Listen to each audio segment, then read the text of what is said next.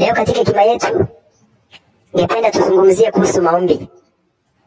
Maombi ni njia mwanadamu anatumia kuwasiliana na Mungu, muumba wake, kwa lengo la hitaji au kutukuza.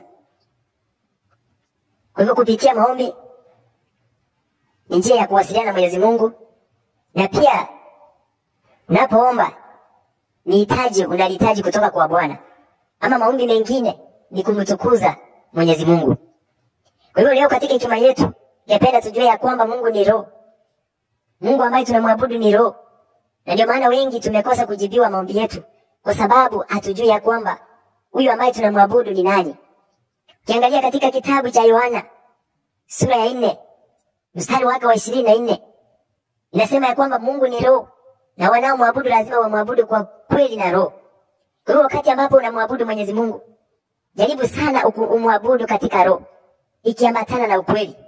Uwe na uhakika ya mambo ambayo unayatamka, mambo ambayo unayaongea mbele za Bwana. Lazima ukuwe na ukweli na lazima umwabudu katika roho. Jambo la pili, wakati ambapo unaomba lazima ujue maneno ambayo unayatamka. Ukiangalia kitabu ambacho ni Luka 18 ukianzia mstari wa 10 nasema, watu wawili walipanda kwenda hekaluni kusali, mmoja mfarisayo na mwingine mtoza ushuru.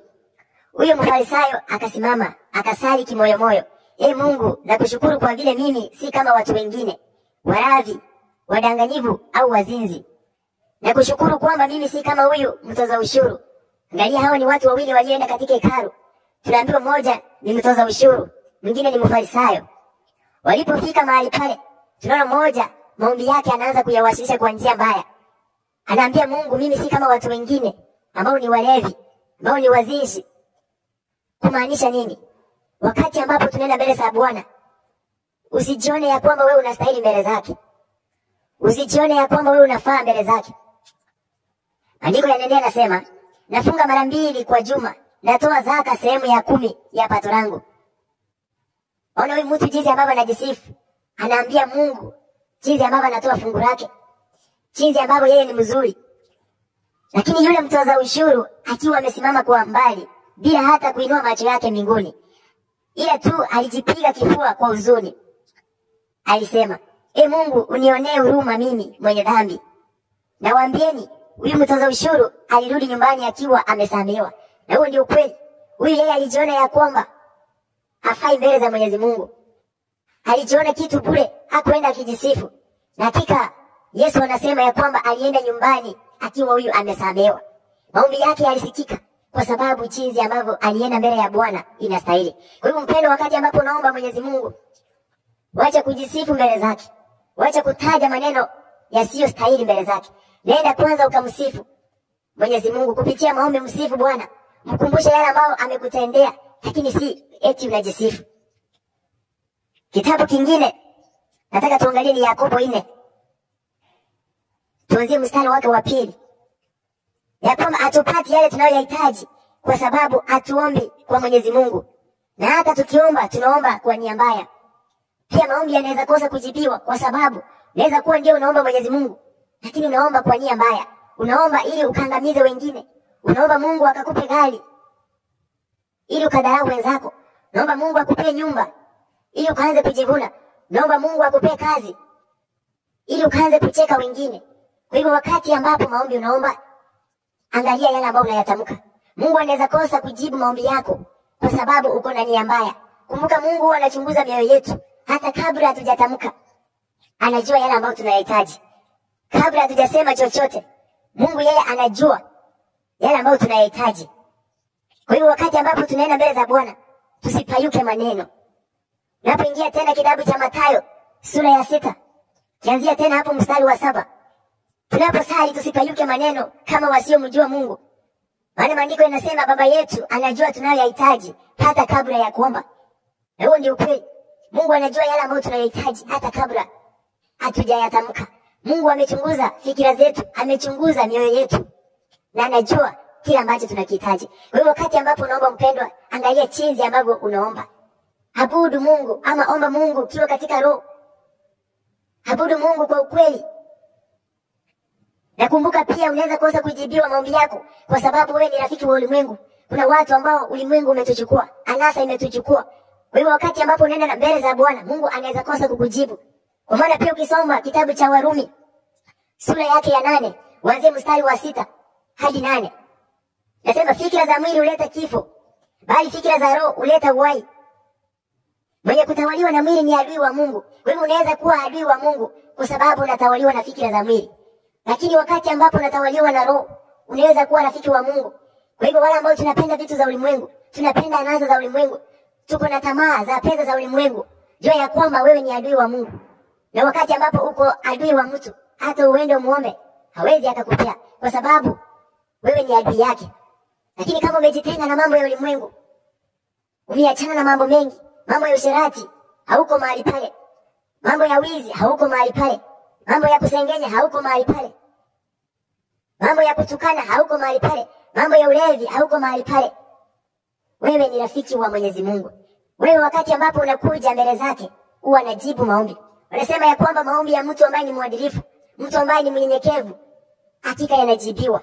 Mungu anakupea ruhusa ya kwanza kwa sababu umejitunza vizuri, umejiweka vizuri, umeachana na mambo mengi ya ulimwengu. Katika hekima yetu ningependa niseme, mwanangu, ukienda kumtumikia Bwana, uwe tayari kupata majaribu. Wale ni wale ambao wako katika safari ya wokovu. Jua ya kwamba kuna majaribu, usikufe moyo. Uwe mnyofu wa moyo na nia moja, na usihangaike wakati wa taabu. Ambatana na Bwana wala usimuache kamwe. Nawe utafanikiwa mwishoni mwa maisha yako. Uyapokea yote yatakayokupata. Hata ukiaibishwa, uwe na uvumilivu. Maana dhahabu hujaribiwa kwa moto. Hata dhahabu kuwa dhahabu inatoka mbali.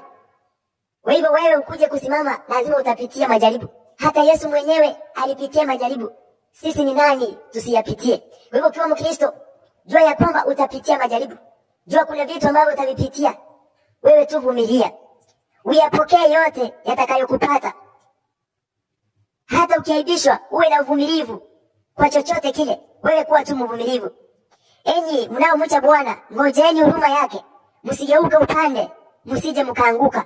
Enyi mnaomcha Bwana, mtumaini yeye, nanyi hamtakosa tuzo lenu.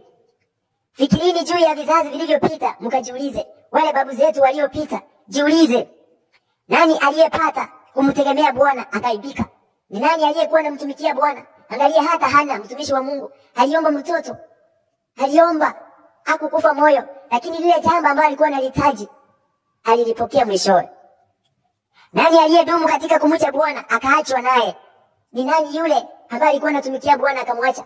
Angalia hata Danieli wanawekwa katika tanuru la moto, lakini katika hizo taabu hawakuachwa. Mungu alionekana nyakati hiyo.